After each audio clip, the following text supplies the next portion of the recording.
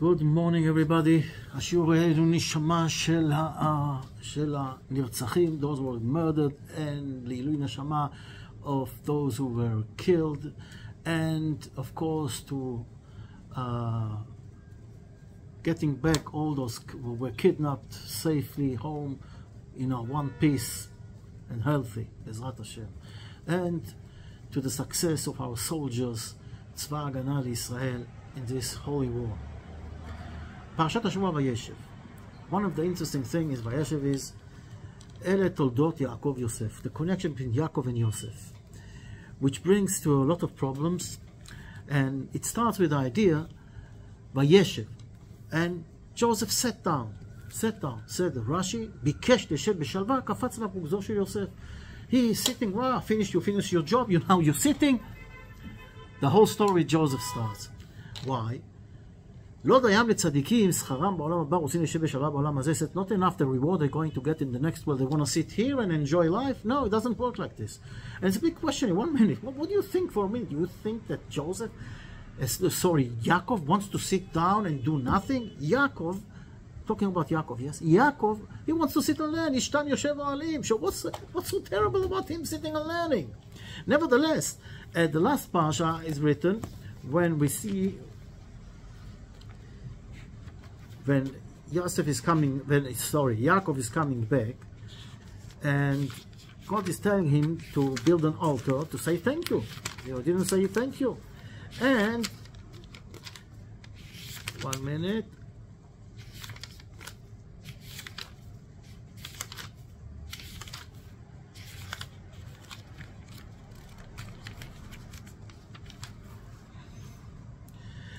ויאמר אלוקים אל יעקב, קום עלה בית אל, go to בית אל, ושב שם, and sit there, and then do an altar. So 1 minute here, God himself is ordering him to sit. And in our parashat Vayeshev, he's also sitting, and that's what's meaning, is sitting good or bad? And this is a very interesting point. Because if you sit in order to prepare yourself to the next step, to prepare to something, that's a good thing, because a lot of times in life, especially Yaakov is coming back after a long journey with a lot of problems, and his whole head is full with ideas like this, like that. So God tells him, first of all, sit down, calm down, and now build an altar.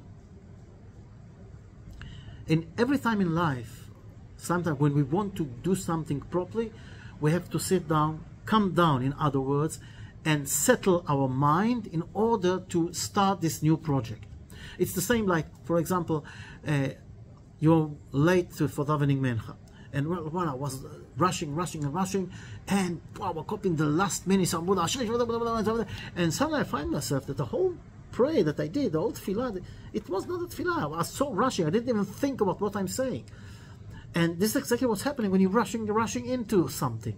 They say that in the old days, the people, the tzaddikim, they used to come to shul, sit down, calm down for an hour or whatever, and then daven, prayer. Why? Because they were preparing themselves. And in life, we know it. If you go into something, rushing into it and not thinking about it, sometimes big problem can come out of it. So the best thing is, first of all, sit down, calm down, prepare yourself, and then move on. So if the sitting is for moving on, it's the best thing that can be. That's what God is telling him. But here, it's a different thing. He is sitting, thinking he finished his job here. Yeah, of course, he wants to sit and learn, but God is telling us here, your job doesn't end. You have always something to do. And for example, what's happening with Joseph and the brothers, it's unbelievable. The brothers want to kill their own brother. How can it be? And this all started because Yaakov gave him a special suit or whatever, a special garment. But this is exactly the thing. God is telling us that education never stops.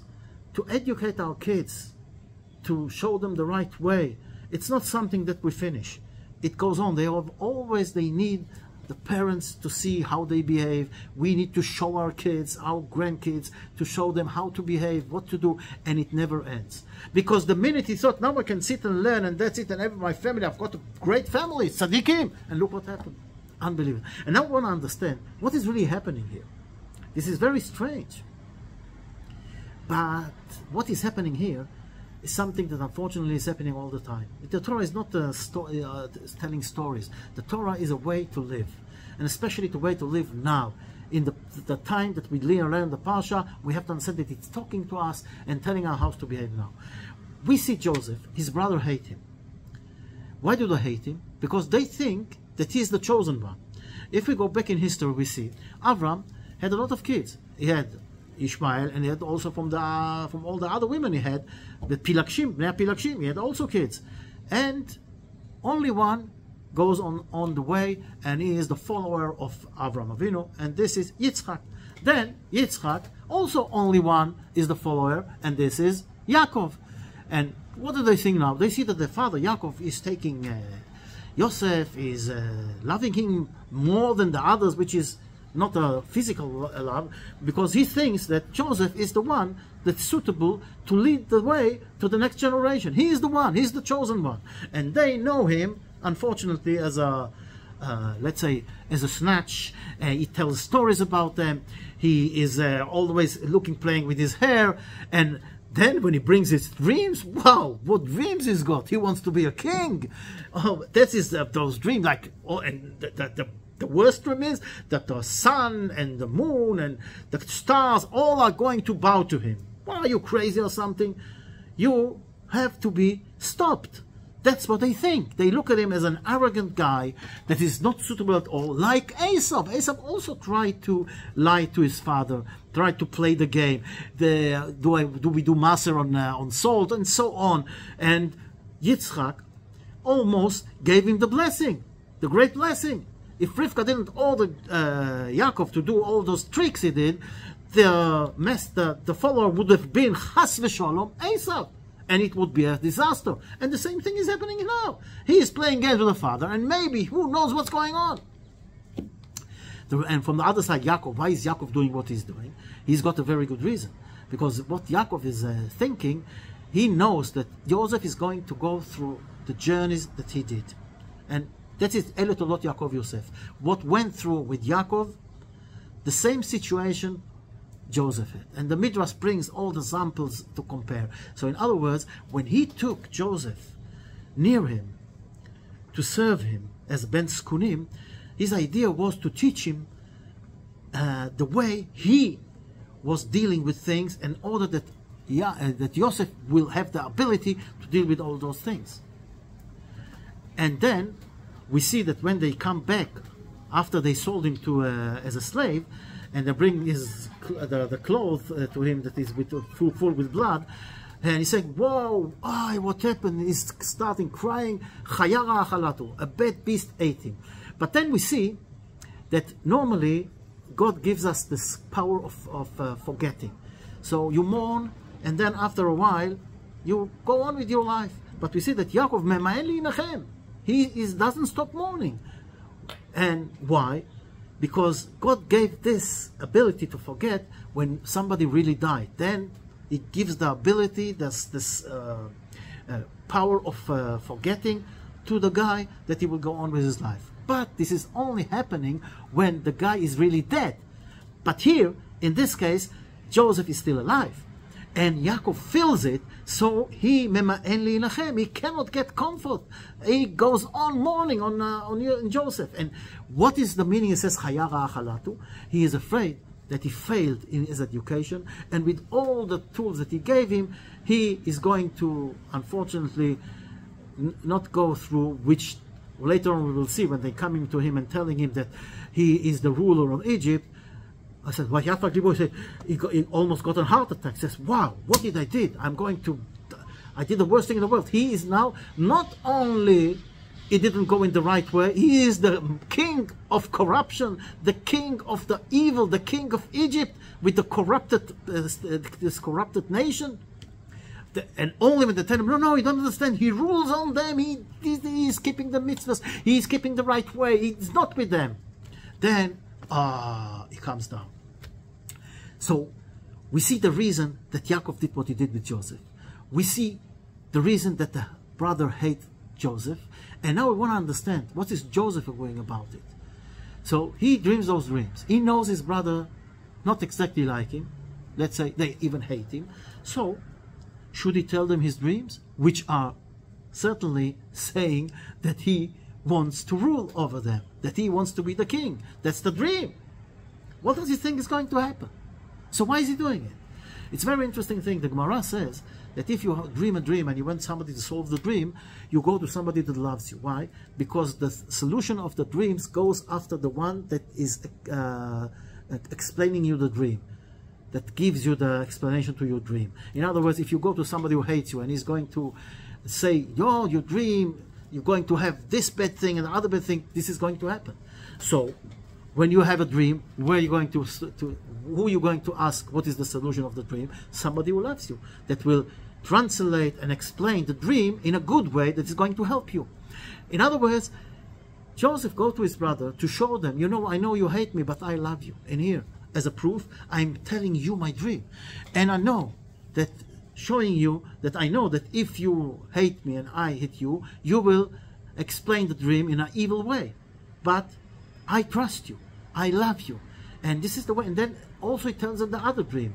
But what happens is that the brother, they thought, what we said, that he is going to be the guy who is the accessor, who is going to be the one who goes on with the way, and he is the chosen one, and this cannot be. They didn't know and realize that that's now all of them. There is something true with Joseph being the ruler and everything, but also together with them, which we see later on. And what do they do with him? Yaakov sends Joseph to Shechem to find his brother, where they're with the as they are shepherds, and that, by the way, that's also the reason he gave him a special special thing to wear, special garment to wear, because he was the guy who was serving his father, so he had to have nice clothes. But and the other brother were in the field; they need to have work clothes. Nevertheless, Yaakov sends Joseph to his brothers in Shechem. They are there with the cattle, and what is Yaakov thinking? He is not stupid. He knows that Joseph is being hated. But he thinks in Shechem what happened. In Shechem, Dinah was saved by her brother. So he thinks in this way, if he's going to go there, the atmosphere in the place will make them come together and make peace. Unfortunately, they're not there. They're going away from there. And an angel, which is disguised as a man, Joseph is asking, where are my brothers? And he's telling them they went away from here. And he says this, I think, one of the great sentences in our parasha, or maybe in our time, the most important sentence. Et echai anochi mevakesh. I am looking for my brothers. I don't care. I am looking for my brother. I want my brothers. And we see the way he is doing whatever he can to show them how he loves them, and he really loves them. And even after they want to kill him, and they sell him, and he gets to become the king of the second in command in Egypt. He rules everything. He's got the opportunity to take revenge on his brothers. What is he doing? Only helping them more, showing them his love. This is Yosef HaTzadik. This is what we should learn from Joseph, to seek for the brotherhood, for the togetherness. We see it now starting. We have something going on now, and we have to keep this. This is our prayer. The problem is that they see him from far away, and before he gets closer, they decide to kill him. And this is also the communication. There is no communication. They look at us from far. We look at them from far. We're not getting close to each other. No good connection. And that's terrible. So we're going on, and Reuven says, let's not kill him, let's throw him to the pit, to the boar. And they sent him to this hole in the earth, to the boar, to the pit, or whatever we call it. And the Torah says, abor rek, says, what's the boar rek? En bomai, there is no water there. Of course, if the boar is empty, so of course there is no water there. What is the Torah trying to tell us? Says Rashi, there is no water there, but unfortunately there are snakes and scraps and all those bad things that are in there that are going to kill him. So we don't understand. Why do they throw him to the hole? In order to save him, while the boar is full with scorpions and snakes. But they say that this is connected to Hanukkah. הבור היה עמוק 20 אמ"א. The depth of this hole was 20 amah, which is around 10 meters. And then the ayin doesn't see what's there. That's why they thought it's only no water there and it's empty. They didn't know that there are scorpions and snakes there. So that's the reason they put him there. Anyway, the same halacha goes for sukkah. A sukkah that is over 10 meters is pasul. Why? Because the eye cannot see. The same thing with the Hanukkah light. Hanukkah light, if it's more than 10 meters approximately, you didn't do the mitzvah, because again, the eye doesn't control it. God cannot see it. Of course, I want to explain that this is when you have a house and you put it on top 10 meters. Today they say that if you have, let's say, higher houses with 10 floors, 20 floors, or 30 floors, and you have around it also other houses, so there is no problem, because when you light a candle in the window, the other houses see it, so there is also persumanes. But normally, over 10 meters, it's not kosher, it's pasul, because the eye cannot see. And maybe this is exactly the problem, that we don't see. We don't see our brothers, because spiritual, they are far away from us, more than 10 meters, like spiritually, and the eye cannot get it. And this is one of the problem. They saw him from far, they didn't let him come closer. They didn't have a right connection to understand who Joseph really is. And this is why they hated him so much, not knowing even that it's not true what they think about on him. But this is the first thing today also. And for this hatred that we see and feel around us, that brought us to this terrible situation. And Baruch Hashem, now we see that there is a light. The light of Hanukkah is already starting to light, and Bezrat Hashem Hanukkah, it will light even more. We have to understand that this world is a temporary thing, a temporary place. And if you understand that our only job is to get to the next world. To get to the next world is v'ahavta l'cha kamocha, is with love, with good connection. Et echai anochi mvakesh. Seek for our brothers. There is a story being in Chavot Al-Vavot about a state that decided that they will have a king only for 1 year, and this king is going to be from outside, not from inside. Why? Because they wanted somebody that's got no connection, that is not corrupted, not a politician from inside. Sometimes somebody that's going to rule for 1 year, so it's not enough time to get corrupted, and he's going to rule in the best way. And this guy has to be from outside. So one day comes somebody in, they see, wow, he's suitable, they take him, you are going to be the king. So, I'm a king. They don't tell him it's for a year. Anyway, he starts to rule, and he's got all this money and all this fortune, and he's enjoying life, and he's making parties, and he's building buildings, and he's buying palaces. And nevertheless, he also brought in the thing that he had outside from town. His house, he sold his house outside and brought the money in, and his wife and children. And he's enjoying life. But the year ended, and suddenly 2 big zlobs come in, take him out. What do you do? That's it. It's only for 1 year. Took him out with nothing. The same as he came in, the same he came out. Nevertheless, not only the same, because he also took his own property, his own thing, he sold and brought it in. Now they need another king. So they're looking. And this guy comes in, and they say, "You are going to be our king." Says the king, says, "But this is something strange here." Says, "Okay, why not? Going to be a king." So he's getting friendly with one of the big ministers, and he's feeding him and giving him presents and talking, and then he tells him the secret. You know, you're going to be a king only for 1 year, and then they're going to take you out with nothing. So what is this clever guy doing? He's enjoying life. What he needs, he takes. But all the rest, he takes and invests outside the state. He buys houses, property, and also whatever he gets goes out. Nothing stays in town. The year ended, and they come to take him, and he's happy. Why is he happy?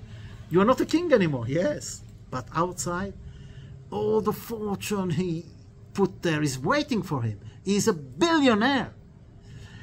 The thing is very simple. This world is a temporary place. We are here for 1 year, for a very limited time.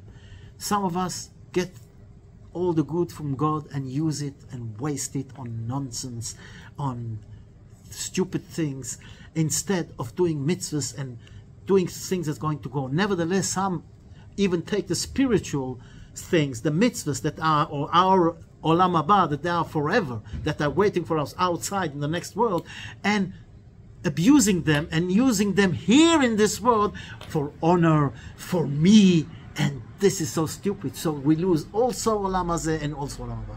We're losing both worlds, because the time is going to come and we have to go out. And if we do what the first guy did, we will go out with empty-handed, with nothing to have in the next world from the other side. If we behave like the other guy and understand that this world is a temporary world, and we'll take whatever we can from this world and invest it in the next world. Do as many mitzvahs as we can, especially gmilut chasadim, ahava, love, mercy, giving, and not taking, giving and helping others, and not only to myself, helping others. This is going to wait for us outside. This is going to be our next world. How? And if we understand this, so maybe this will help us to make a good communication between us and be better people, loving each other. And don't look at your brother from far away. Try to connect. You don't have to agree, but try to connect. Try to understand. Try to spread love. And we see it now. We see the Haredim, and everybody is putting himself wherever he can in order to help. But we have to pray that now when we light the first candles of Hanukkah, we will pray to God that the light of Hanukkah, the light of the Torah, is going to light all the houses and all the land and the whole world with a pure light of the Torah, of emunah, of love and prosperity. All the best and good day.